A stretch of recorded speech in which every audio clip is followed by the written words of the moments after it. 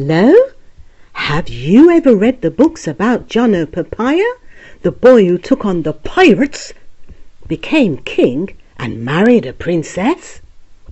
If you haven't, you should.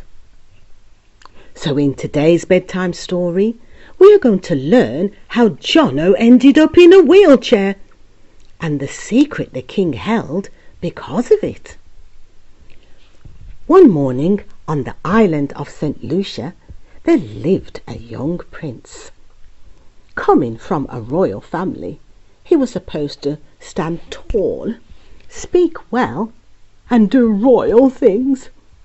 But well, not this young prince. He was tall and handsome, but was he lazy. In fact, he hated work. Every day he would wake up around 11 o'clock and just before the sun reached the highest part of the sky and come into the main hall to eat breakfast. The chef would start to cook his breakfast whilst he was cooking the royal lunch. I'm not sure which he ate first. Sometimes it was breakfast, and then again, sometimes it would be lunch first. Well, never mind.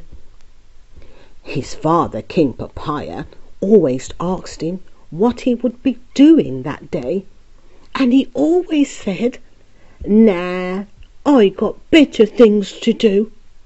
And that was usually his cue to rush off from the dining table in the main hall. King Papaya turned to his wife and shook his head.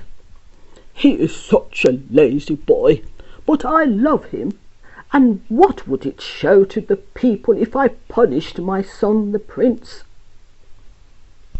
The queen shook her head, and she said to her husband the king, "You are too soft on him, and you let him do what he wants. You need to be tougher, as one day he would be king." The king shook his head and agreed, but deep down he knew he couldn't do it. He loved him too much. The young prince rushed back to his room, where he told one of the servants to go and get his friends and bring them to the palace to have some fun whilst he was getting changed. The guard did as he was told and went off to fetch Daniel, Benjamin and Wiggy, the prince's 3 friends. When they arrived, the prince was ready and off they went to the beach to play. It was amazing. The whole beach was empty. It was as if the prince and his friends had a private beach all to themselves. It was fantastic. If anyone was there at the beach, they soon left so that the young prince and his friends could play. Oops. What I meant to say was that the guards got to the beach before the young prince and his friends and pushed everyone off. Well, the prince and his friends played all afternoon and evening. He even missed dinner with his family to hang out with his friends. As the sun went down, as it did around 7 o'clock every day, the prince and his friends left the beach. One guard took his friends home, and the other guards took the prince in his chariot back to the palace. The young prince walked into the palace, and the king called out to him, "Jubilee, come inside for a moment. I need to talk to you." "Dad, I'm so tired. Can't we do it tomorrow?" the young prince replied.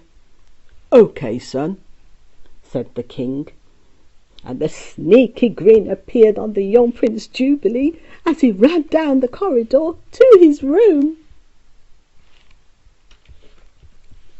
Well, it continued day after day. The young prince and his 3 friends would go off and play and party without a care in the world. The 3 friends didn't work either. They just sat around living off the prince, who would in fact pay them to be his friend. Oh dear. One day, the prince had an idea. He decided that he and his friends should have a chariot race through the countryside. They would race from the palace, east, then north, stop off at the beach, and then race back.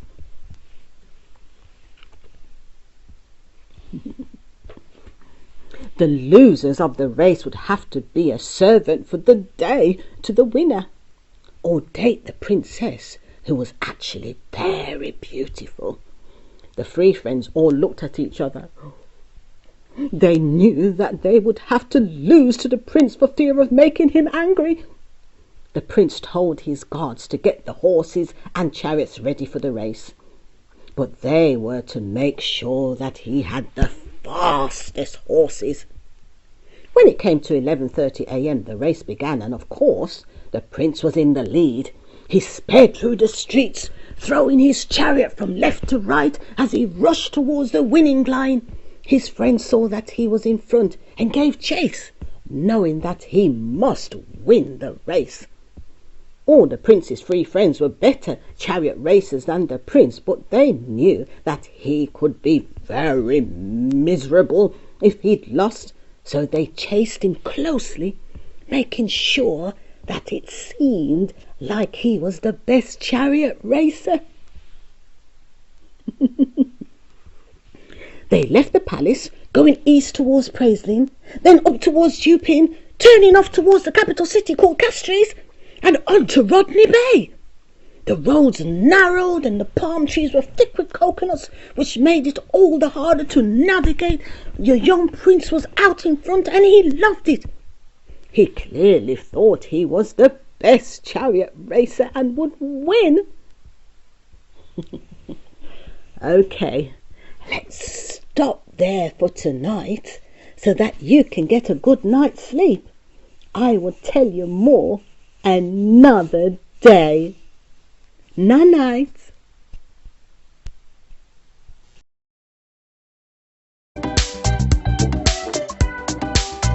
Let me tell you a story of a Caribbean bunch at bedtime. A sweet and gentle story about more than a nursery rhyme. So go to sleep tonight, sweet dreams, everything is alright. Close your eyes from the Caribbean bunch at bedtime.